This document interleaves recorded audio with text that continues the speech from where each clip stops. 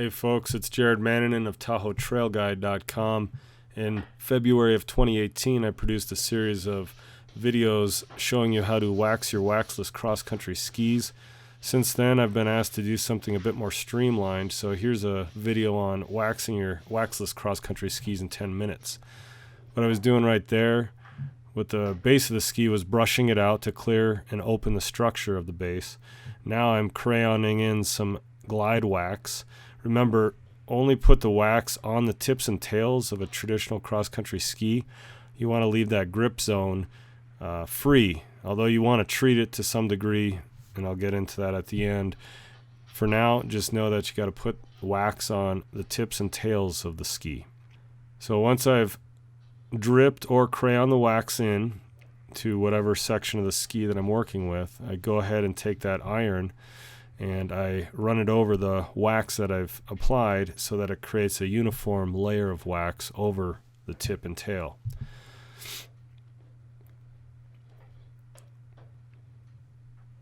You don't have to get super detail oriented with it, and it's actually better to go a little bit quicker just so you're not lingering on any one aspect of the base of your ski with that hot iron.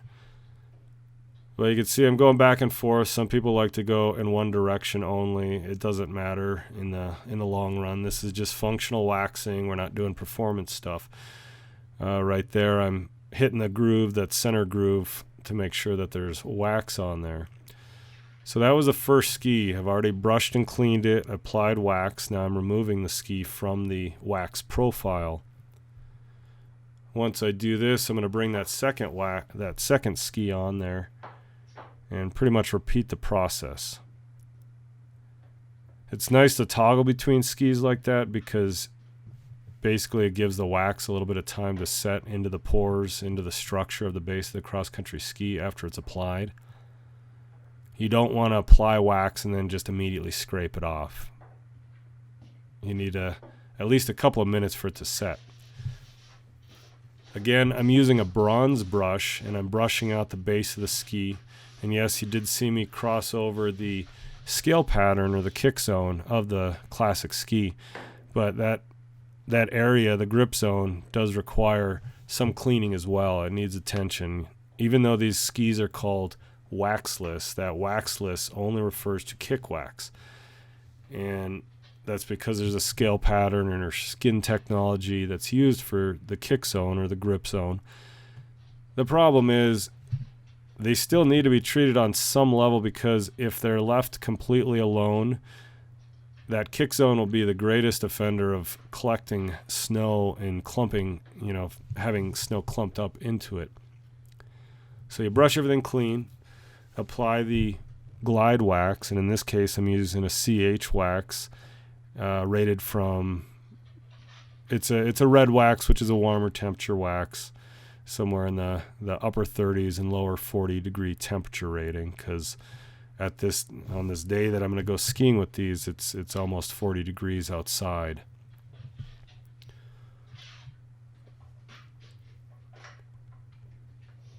From here on out, I need to go back to the first ski. So again, removing the ski from the wax profile. Just setting it aside so that glide wax can get a chance to take hold in that structure of the base of the ski. And the process at this point requires me to clear the groove out, the center groove that runs down the center of the base of the ski, and then scrape the wax off with a flat scraping tool, basically a plastic scraping tool. There I am clearing wax from the center groove. And that center groove, if you don't know already or have never learned, it's actually used to help your ski track in a more straight line. It forces snow up into that groove and creates a small ridge in which your ski will then basically go straight. This is most evident on track skis. They try to do that. Some off-track or backcountry cross-country skis don't incorporate that center groove to aid in turning or make it easier to turn. So again, I'm working with the tips and tails of these skis, and here I am scraping the wax from the tip, and now I'm working on the tail here. I'm using a flat scraper. I believe this is a 4 or 5 millimeter scraper. You want to keep the edges sharp and flat, so use a file or sandpaper to clear those edges of old wax on the scraper, as well as to keep a sharp edge on it. I mean, it's ultimately a flat edge that you're working with, but the corner creates the sharpness, and that helps get the majority of the glide wax that you've applied with the iron off of the ski. Here I am again using the bronze brush to clear out all that fresh wax that I've just applied. And yes, it is a little bit like making your bed in the morning. Why bother if you're just going to sleep in it at that same night? Why put new wax on if you're just going to brush it off? The point is, though, is to open the structure of the base up and to provide some glide wax. What the wax does is ultimately create just enough friction to between the base of the ski and the snow. And when you use the appropriate temperature rated wax for the snow conditions in which you're going to be skiing in, you'll create just a thin layer of water that you'll be gliding over. And by using the correct glide wax for the conditions, it causes the water to beat up in a certain way that acts as like ball bearings as you're gliding over. So if you use too warm of a wax for the conditions, you'll create too much friction, which creates too big of droplets, and then that can have a suction effect on your ski. So the long and the short of it is use the temperature rated wax for the conditions you're going to ski in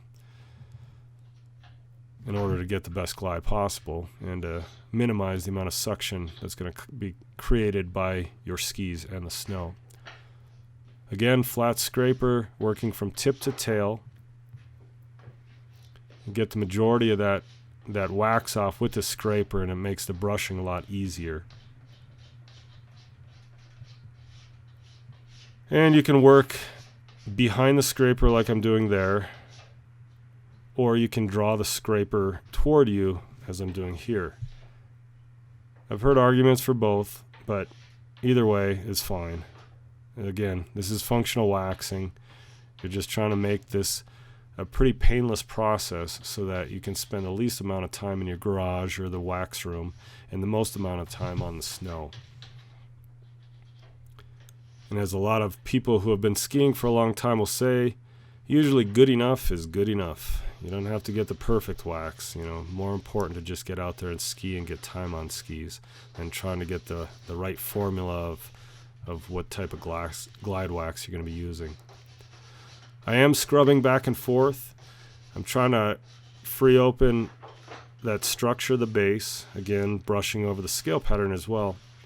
And although I do scrub back and forth when clearing out that new wax and clearing the ski of old wax, I'm always ending with a tip to tail direction. So whatever fibers that may still be poking up from the base, they're also being laid down so that it's as streamlined of a direction of travel as possible. So I'm pretty much finished with this ski, and right there I've applied a paste wax. You can use this deodorant looking container that I'm holding is a liquid wax, Swix F4, but the paste wax is fine too.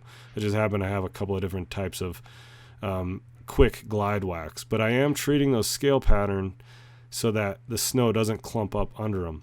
On a regular track ski, I would just brush over with the fresh wax on the bronze brush, and then we'd call it a day. But in this case, since this is a different type of material used for this application, I'm going ahead and putting some extra glide wax.